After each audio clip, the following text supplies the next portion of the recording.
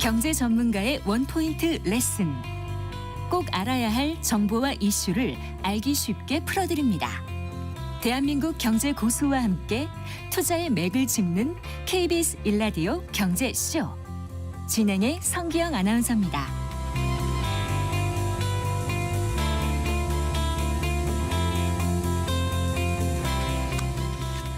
세계 최대 가전 정보기술 전시회 CES 2025가 미국 라스베이거스에서 현지 시간 7일 개막해서 10일 막을 내렸습니다. 2022년 그 11월 출시된 챗GPT 열풍으로 지난 행사에서 전면에 배치된 AI는 올해 CES에서는 기술을 소개하는 수준을 넘어서 생활 속으로 깊숙이 들어왔음을 확인하는 그런 수준이었다고 하는데요. 단연 이제 엔비디아로 이목이 집중된 가운데 이 AI 기술을 둘러싸고 글로벌 기업들의 총성 없는 전쟁이 벌어지는 현장이었다. 뭐 이런 표현이 나오기도 했습니다. 자, 이런 가운데 과연 우리나라 기업의 경쟁력은 어느 정도였는지 자세한 얘기 현장을 다녀오신 분을 모시고 들어보겠습니다. 세종사이버대학교 교수이자 IT 커뮤니케이션 연구소장이신 김덕진 교수 스튜디오에 모셨습니다. 반갑습니다. 네, 안녕하세요. 반갑습니다. 안녕하세요. 김덕진입니다. 네, 오신 지 얼마 안 되셨네요. 네, 어제 밤에 왔어요. 그래서 지금 시차도 지금 적응 못하고 있는데 열심히 나왔습니다. 라스베이거스는 여기서 얼마나 걸리죠? 이제 뭐 직항으로 가면은 뭐 열 몇 시간 걸릴 것 같은데 네. 저희는 좀 돈이 없어서 하와이를 찍고 가느라고 거의 뭐 1박 2일로 갔다 온 것 같아요. 그럼 며칠 동안 계셨습니까? 거기? 실제로 한 네. 6일, 7일 있었고요. 네. 왜냐하면은 실제 CES 행사 자체는 4일인데 네, 그 앞에 이제 미디어 데이나 기자간담회나 이런 것들이 한 이틀 정도 있어요. 네. 그래서 이제 다행히 저는 미디어 자격으로 이제 언론사랑 같이 가가지고 네. 뭐 관련된 기조연설이나 쭉 듣다 보니까 한 7일 정도 있었던 것 같습니다. 그러셨군요. 네. 본 행사는 7일부터였는데 이제 그 전에 프리는 6일부터 있었던 거로 알고 있습니다. 그 올해만 다녀오신 게 아니죠, 교수님? 네, 뭐 실제로 이제 이 CES라는 쇼 자체는 한 2010년부터 계속 트래킹을 하면서 뭐 네. 변화들을 봤었고요. 뭐 작년에도 갔다 오고 뭐 기회 될 때마다 한 번씩 가고 뭐 그러고 있습니다. 네. 자, 몇 년 동안 쭉 지켜보셨는데 올해는 분위기가 어땠어요? 일단은 뭐 CES 하면은 북적북적하고요. 그 다음에 이제 이 얘기를 드리고 싶은데 네. 넓다 뭐 이런 표현 계속 하니까 얼마나 넓어 이러잖아요. 네.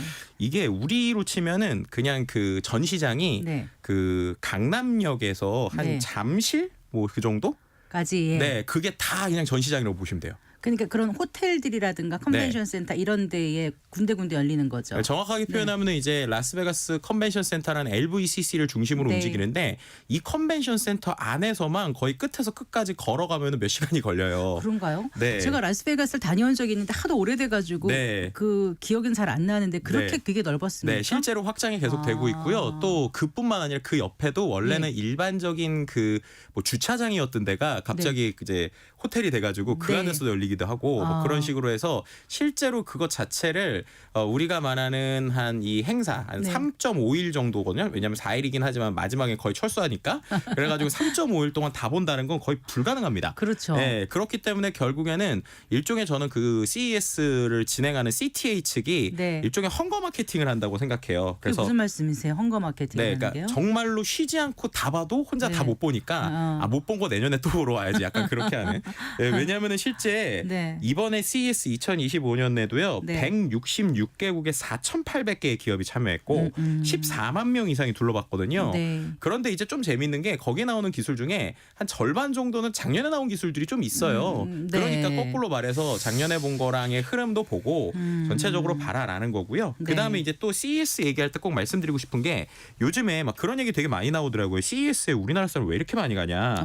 실제로 이번에 4,800개 기업 중에 네. 우리나라 기업이 작은데 큰데 포함해서 1,000여 개 되거든요. 한 3위 정도였다고 하는데 네네 맞습니다. 네, 그래서 미국, 중국 다음으로 우리나라가 제일 많이 나왔어요. 네. 그래서 근데 부스 하나는 크지가 않던데요. 네. 화면에서 본 거로. 맞아요. 보면요. 왜냐하면 네. 작은 기업들이 상당히 많이 나왔고 우리나라 코엑스 이런 데 사는 행사처럼 이렇게 부스가 이렇게 여러 개가 계속 이어져 있는 거잖아요. 맞습니다. 이제 네. 그렇게 된 게 기업들 같은 경우에는 이제 큰 기업들은 자기네 이제 그 큰 비용을 들여서 들어가니까 우리가 네. 말하는 LG나 삼성이 솔직히 네. 말하면 이 CES 갔을 때 무조건 메인이에요. 네. 왜냐하면 센트럴에 들어갈 때 맨 처음에 들어가는데 LG가 항상 있고요. 아. 그 다음에 삼성이 있고 근데 그런 데도 부수가 되게 크거든요. 네. 근데 나머지 뭐 우리나라 스타트업은 상당히 작은데 네. 작은 이유는 이제 지자체나 이제 정부의 지원을 받아서 가게 돼요. 그럼 그런 데들은 말씀하신 대로 약간 작은 한 칸 한 칸인데 네. 이제 그런 것들 보고 야, 그게 효과가 있냐 뭐 어떻게 되냐 뭐 왈가왈부가 많긴 합니다. 근데 이게 되게 중요한 이유가요. CES를 왜 가느냐입니다. CES를 왜 가느냐. 누가? 네, 기업인들, 네, 기업인들 그리고 또 기업들이? 아까 좀 스타트업들이 왜 가느냐인데 네.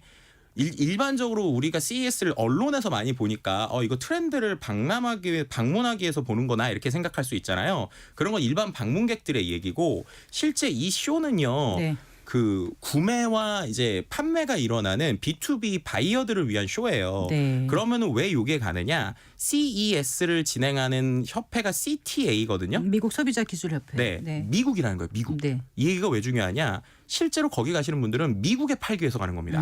그러면 미국에 팔러 가는 거니까 당연히 미국에 가야겠죠.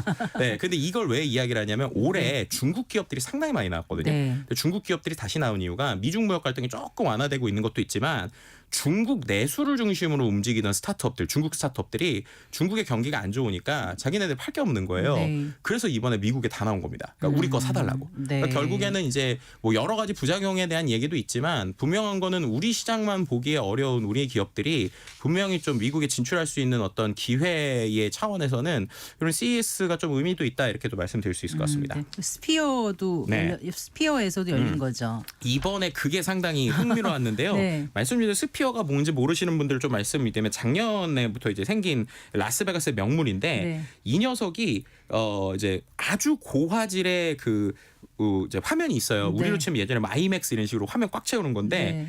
화면의 넓이가 LED가 네. 54,000 제곱미터입니다. 화면이 그러니까는 네. 그냥 다 천장이고 뭐고 다 화면이고 네. 화질이 16K거든요. 이게 뭐냐면 우리가 요즘에 뭐 4K, 뭐 8K 이렇게 얘기하잖아요. 네. 그것만 봐도 눈이 시린데 그것보다 훨씬 높은 고화질이에요. 네. 그리고 그 안에 한 18,600명 정도가 들어가는 공연장입니다. 네. 거기를 전체를 둘러싸고 있는데 네. 여기가 원래 막 되게 비싼 영화나 이런 것만 했거든요. 공연하고. 네, 근데 네. 이번에 CES에서 사람들이 스피어에 기대고 저도 그거에 되게 감동을 했는데 왜냐하면 우리가 알고 있는 델타라는 항공사가 네, 네. 거기를 통째로 빌려서 글쎄 말이에요. 거기에서 기조연설을 했어요. 근데 기조연설만 한 게 아니라 델타가 어떻게 했냐면 비행사잖아요. 네. 그래서 거기 들어갈 때부터 네. 그 우리가 말하는 기내식을 줘요. 그래서 기내식을 그냥 아침에 주고 네. 음료랑 다 무제한으로 주고 그렇게 하니까 사람들이 공짜로? 네, 공짜로요. 그걸 다 어머나. 돈을 네. 엄청 쓴 거예요. 네. 그러니까 사람들이 그거 표 받으려고 첫날부터 다 예약하고 있었거든요. 그런데 다행히 저는 이제 미리 가서 바로 줄 서가지고 가장 가운데 자리에서 봤는데 네. 그게 원래는 몇십만 원짜리인데 그걸 이제 무료로 본 거죠. 근데 중요한 건 그 쇼가 이제 델타 항공에서 전반적으로 비행기를 탈 때부터 내릴 때까지의 경험을 설계를 해서 네. 사람들한테 델타라는 브랜드를 상당히 인지를 엄청나게 시켜줬던 각인을 거죠. 시켰겠네요. 이번에. 네. 그러니까 네. 결국에는 CES가 제품뿐만 아니라 이런 식의 자신들의 브랜드나 메시지를 이제 보여주는 이런 종합적인 쇼다. 뭐 이렇게도 네. 말씀드릴 수 있을 것 같습니다. 그래요.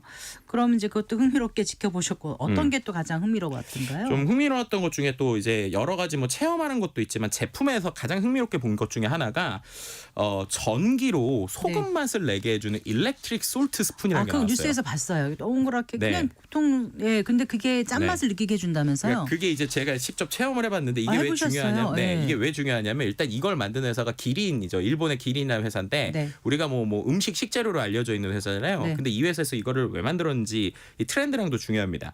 이번에 CES를 운영하는 CTA에서 테크 트렌드로 5가지를 꼽았는데 네. 그 중에 5번째가 뭐였냐면 롱기비티라는 키워드예요. 네. 이게 뭐냐면 우리 표현으로 치면 장수입니다. 장수. 무병 장수를 위해서 AI 기술이 도와준다는 건데 그런 관점에서 이게 뭐냐면요. 우리가 보통 무병장수 건강하기 위해서 저염식을 많이 하시잖아요. 혈압 잡아야 되니까. 그렇죠. 네. 그러니까 이제 짜게 먹어야 맛있는데 네. 이게 못 짜게 먹잖아요. 그런데 그거에 대해서 실제 이걸 만든 연구원이 일본이 워낙 좀 짜게 먹으니까 이걸 네. 갖고 자기가 저염식 다이어트를 했더니 네. 살이 빠지더라는 거예요. 그래서 네. 사람들이 이걸 어떻게 도와줄까 하다가 개발을 한 건데 저도 체험을 해봤거든요. 네. 일반적인 국물을 먹었을 때 싱거워요. 네. 그런데 여기 뒤에 버튼을 5단계까지 있거든요. 5단계를 딱 하고 네. 딱 국물을 먹으면 네. 어떤 느낌이 드냐면 그 처음에는 오히려 밍밍하다가 네. 마지막에 끝에 마치 이렇게 우리가 요즘에 뭐 킥이라고 표현하는데 이렇게 맛이 확 오듯이 짠맛이 확 느껴지는 거예요. 그 전기 자극 같은 거예요. 네, 그래서 그게 어떻게 되는지 원리를 물어봤더니 네. 이 숟가락에 일부의 전류를 흘려서 저희 혀가 소금물 원래 소금 짠맛을 슉 지나가는데 이거를 오랫동안 길게 머금을 수 있게 도와준다는 거예요. 근데 이제 이게 그럼 이제 와 너무 좋다 팔릴 것 같다 이러잖아요. 근데 제가 체험한 결과는 1세대는 건너뛰고 2세대 나오면 사야겠다. 왜냐하면 이게 기본적으로 효과가 좋은데 방법이 네. 빨리 먹으면 안 돼요. 천천히 먹어야 돼요. 건강에 좋겠네요. 천천히 네, 그러니까 먹으면. 억지로 건강을 좋게 하지만 이거의 목적은 원래 되게 행복하게 그러면 먹으면서 해야 가격이 되잖아요. 어느 정도인지는 아세요? 네, 실제로 일본에서 지금 그 한정판으로 나왔는데 한 20만 원 전후 정도예요. 네. 그래서 이제 이거를 뭐 살 수는 있지만 저도 네. 다음 버전 나오면 사야지 그랬는데 이런 기술들이 결국엔 되게 재미있는 이 트렌드랑도 어울려지고 있다 이렇게도 말씀드릴 수 이번 있을 주 것 같습니다. CES 2025의 최대 화두는 단연 AI 그리고 이제 젠슨 황 그 엔비디아 CEO였던 것 같은데 네. 젠슨 황이 어떤 얘기를 했는지도 궁금하고요. 또 이번에 그 CES 2025에서 보셨던 그 AI 기술이 네. 이전하고 얼마나 달라졌다고 느끼셨는지 이걸 네. 좀 얘기해 주세요. 네, 일단은 젠슨왕이 이야기한 것을 가장 핵심은요. 기본적으로 그 젠슨왕의 여러 가지 기술들을 우리가 이제 쓸 수 있게 했다는 거고 포인트는 뭐냐면요. 챗GPT 아시겠지만 챗GPT는 텍스트잖아요. 네. 글자. 문자, 그래서 이제 네. 인터넷에 있는 걸 모두 다 학습한 건데 이번에 젠슨왕이 이야기한 것은 세 가지 정도인데 하나는 VLM이라고 그래서 챗GPT가 LLM 그래서 라지 랭귀지 모델이라고 거대 언어 얘기하거든요. 모델이요? 네. 네. 근데 이제 앞에가 라지가 아니라 비디오인 거예요. 비디오 랭귀지 모델입니다. 그럼 비디오 랭귀지 모델이 뭐냐면 네. 쉽게 말해서 얘한테 CCTV 영상 주고 나서 1시간짜리 영상 주면 얘가 그거를 갖고 정리를 해주는 거예요. 그래서 뭐 이 시간에 뭐가 있었고 뭐가 있었고 그럼 그한테 무슨 질문을 할 수 있느냐.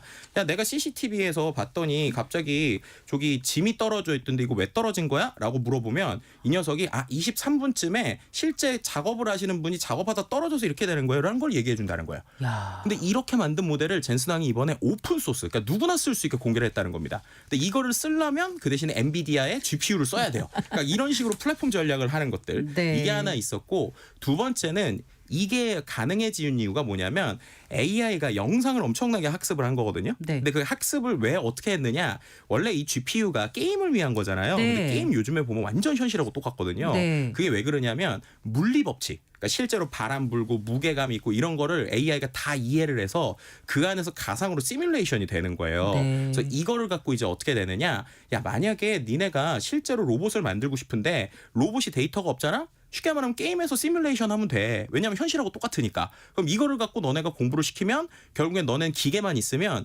기계에다가 우리가 만든 엔진 넣으면 로봇 만들 수 있어 라고 얘기를 하는 거예요. 그렇게 해서 이번에 나온 키워드가 피지컬 AI. 피지컬 AI. 네, 그러니까 AI가 몸이 있다. 예. 그럼 로봇이 된다는 거죠. 그럼 이제 일반 여기서 그래서 우리가 생각해 볼 건 이렇게 되면은 중국 기업들이 상당히 그러니까 로봇을 강력할 위한 수밖에 AI 없다. 시스템이라는 거죠. 네, 그러니까 중국에서 강력할 수밖에 없다. 왜냐하면은 말씀드린 것처럼 챗 GPT를 우리가 직접 만들진 않잖아요. 그런 걸 활용하는 서비스를 많이 하잖아요. 네. 비슷하게 영상을 갖고 시뮬레이션하고 학습을 할 수 있는 이 도구 엔진이라고 할 수 있는 거는 그냥 엔비디아가 제공을 해주니까 네. 그거에 대한 학습을 갖고 밖에 있는 움직임을 하는 로봇 껍데기만 만드는 거예요. 쉽게 말해서. 그럼 이 껍데기를 싸고 잘 만들 수 있는 게 어디냐? 이러면 이제 중국 기업들이 이제 마치 드론 만들듯이 이제 심천에 있는 수많은 중국 이제 세계 공장이라고 얘기하잖아요.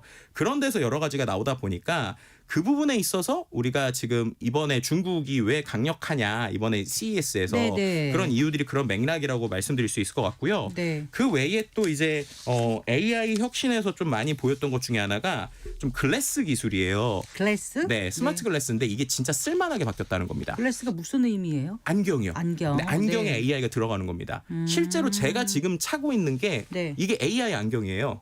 일반 안경 같지만. 정말이에요? 뭐가 달라요? 여기에 보면 카메라 같은 게 오른쪽 끝에 달려 양쪽에 있잖아요. 이렇게 까만 게 두 개 보여요. 네, 그 제가 만약에 여기서 얘한테 사진을 찍어달라고 이렇게 누르면 불 들어왔어요 지금. 네, 이렇게 하면 지금 사진 시킨 거거든요. 저 찍으셨어요? 제가 지워드리겠습니다. 아니면 얘한테 말로 뭐 Hey 메타 이렇게 얘기하면 얘가 삥 지금 그러거든요. 그리고 나서 얘한테 만약에 뭐 Can you describe this? 이렇게 얘기를 하면 얘가 영어로 묘사해 줄래? 네, 묘사를 해주는 거예요. 지금 그게 됩니다. 근데 이게 되는데 예. 중요한 건 예, 지금 뭐 this is 소리 person. 들려요. 예, 소리 어쩌고저쩌고. 들려요. 예, 지금 뭐, 영어로 하는 거예요? 영어로. 왜냐하면 이거는 미국 거라서. 그런데 이제 이런 식으로 중국 회사가 예. 비슷한 기계를 막 냈어요. 뭐예요, 중국 거는? 중국 회사들이 브랜드가 워낙 많은데요. 그런 브랜드들이 왜냐하면 이게 지금 미국의 메타가 작년에 냈었거든요. 네. 그래서 비슷하게 다 낸 거예요. 아. 근데 이건 여기서 무슨 차이가 있느냐? 여기에는 메타가 만든 언어 모델이 들어가 있는 거고 네. 중국 회사들이 만든 건 네, 중국 회사 중국의- 거 혹은 챗GPT를 인터넷으로 연결하는 아. 이런 것들이 들어가니까 네. 중요한 거는 실제로 우리가 쓸만해졌다 기계가 AI와 함께 쓸만해졌다 이런 것들도 이제 상당히 화두가 됐다 이렇게 말씀드릴 수 있을 것 같습니다. 그렇군요. 그럼 우리나라는 어떤 것들을 또 선보였습니까? 네, 우리나라 같은 LG하고 경우에는 삼성 같은 경우는요. 네, 그렇죠. 뭐 또? LG나 삼성 같은 경우에는 기본적으로 가전과 연결되는 다양한 시스템들을 이야기를 했고요. 네. 뭐 뭔가 이렇게 완전히 새롭다라기보다는 기본적으로 가전에 있는 것들이 어떻게 연결되는가 뭐 이런 것들을 보여줬고 뭐 조금 더 큰 TV, 조금 더 좋은 화질이 나오긴 했는데 약간 아쉬웠던 건 뭐냐면 뭔가 그걸 뛰어넘는 새로운 미래를 보여주는 건 좀 없었다는 거예요. 근데 이게 왜 중요하냐면 이미 우리가 알고 있는 수많은 가전 업체들이 삼성과 LG에서 10년 전에 이야기했었던 시나리오를 다 그대로 따라하고 있거든요. 누가?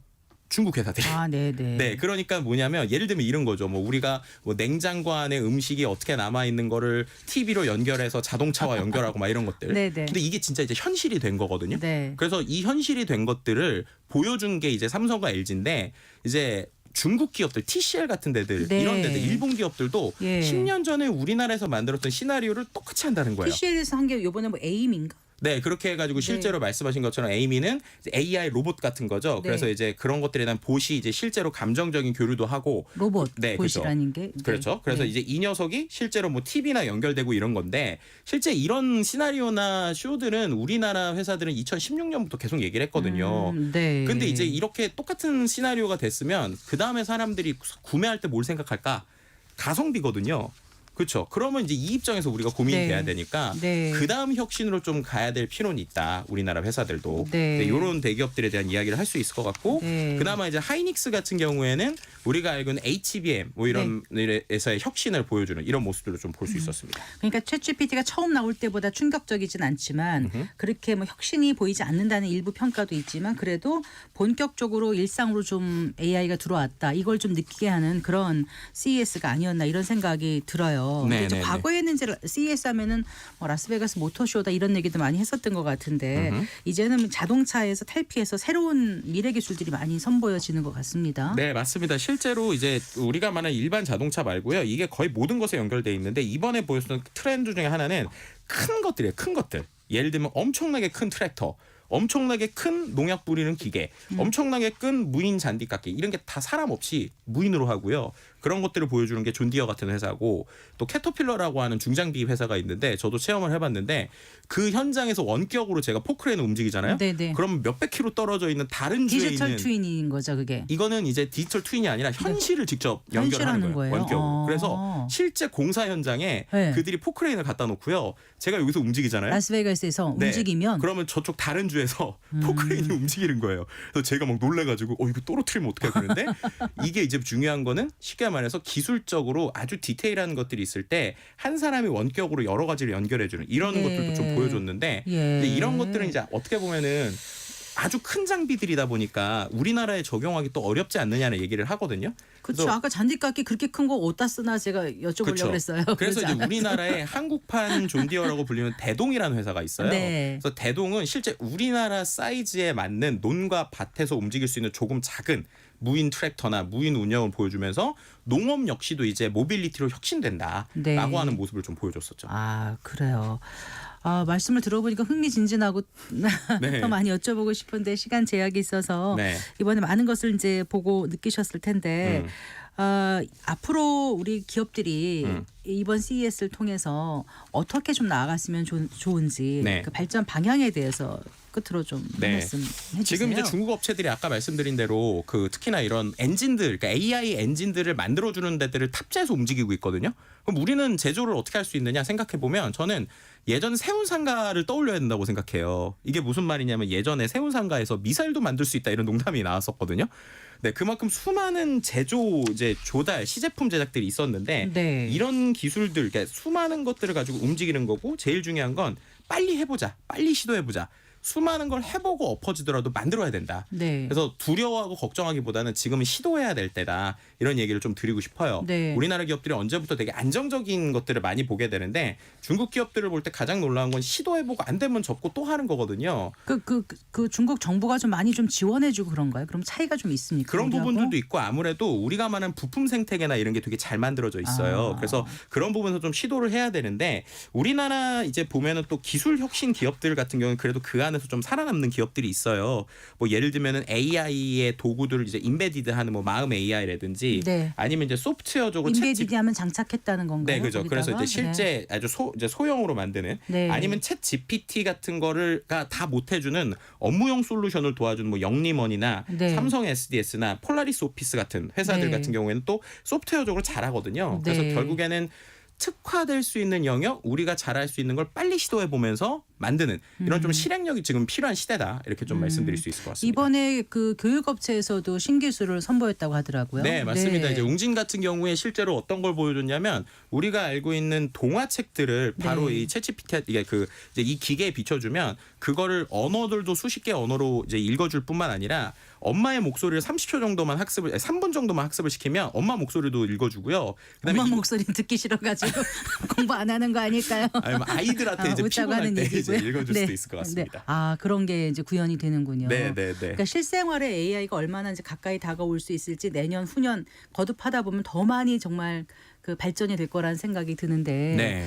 어떻습니까? 이번에 다녀오시면서 가장 크게 느끼신 부분은 뭐예요? 늘 이쪽 부분 연구하시고 다니시다 보니까요. 이제 진짜 시작이다. 근데 네. 진짜 시작에서 우리가 말하는 이게 지금 뭐 어떤 때랑 비슷하냐면 그 우리가 드론이랑 네. 로봇 청소기 이런 거 생각해 보시면요. 네. 드론, 로봇 청소기 둘 다 지금 중국이 다 잡고 있거든요. 그런데 이런 것들이 결국에는 왜 생겼을까 생각하면 앞서서랑 비슷한데 계속 시도해보고 실패하고의 움직임들이 필요해요. 근데 우리가 어느 순간부터 이런 걸 안 하고 있다는 거에 두려움이 있었고 일본 같은 경우는 또 반대로 어떻게 되냐면 지금 이번에 특별한다기보다는 5년 전, 6년 전에 말했던 비전들을 한 단계 한 단계씩 실행하면서 꾸준히 올라오고 있는 거거든요. 그럼 우리는 어떤가? 다양한 걸 보여주고 있다고요. 그렇죠. 그럼 우리는 어떤가? 예. 매해 새로운 컨셉을 보여줬습니다. 네. 근데 그런 것들이 시제품으로 끝나요. 그럼 그 다음에 또 새로운 컨셉이 나와요. 또 시제품으로 끝나요. 근데 그러는 동안에 아까 말씀드린 대로 빠르게 실행하는 중국은 해보고 상품화를 하고 그다음 심지어 걸 내고 가성비까지 갖추고 네, 그렇게 네. 하고 있고 일본은 긴 전략을 갖고 꾸준히 호흡을 가지고 조금씩 쭉. 네, 나오는데 네, 네. 우리는 어떻게 할 것인가? 라는 것들이 되게 지금 고민이 되는 시기다. 근데 분명 패러다임이 바뀌고 있기 때문에 네. 뭔가 움직이고 해봐야 된다라는 건 확실한 것 같습니다. 알겠습니다. 말씀 잘 들었습니다. 고맙습니다. 네, 감사합니다. 네, 김덕진 세종사이버대학교 교수이자 IT 커뮤니케이션 연구소장과 얘기 나눠봤습니다.